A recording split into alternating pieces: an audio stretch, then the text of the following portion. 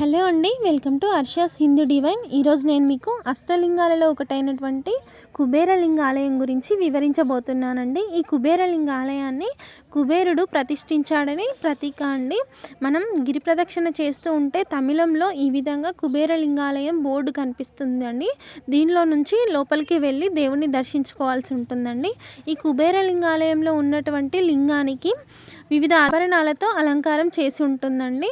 అలాగే మనం గిరి ప్రదక్షిణ చేసి అలసిపోతాం కదా, ఈ కుబేరలింగాలయంలో మిగతా అష్టలింగాలయాల కన్నా ఇక్కడ కూర్చొని విశ్రాంతి తీసుకోవడానికి చాలా బాగుంటుందండి. ప్రదేశం అంతా కూడా మంచి గాలి వెలుతురు వచ్చే విధంగా చాలా పీస్ఫుల్గా ఉంటుంది. చాలా విశాలంగా కూడా ఉంటుందండి ఆలయ పరిసరాలు.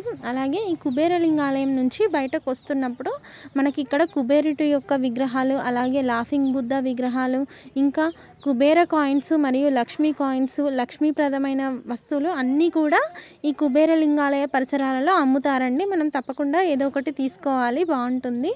మేము కూడా వెళ్ళినప్పుడు తీసుకున్నాం. స్థల పురాణం ప్రకారం ఇక్కడ కుబేరుడు శివుడికి విధేయుడై ఉండి తన సంపద యొక్క వృద్ధి శ్రేయస్సు కోసం ఆ అరుణాచలేశ్వరుణ్ణి నిత్యం కొలుస్తాడని నమ్మకం అండి.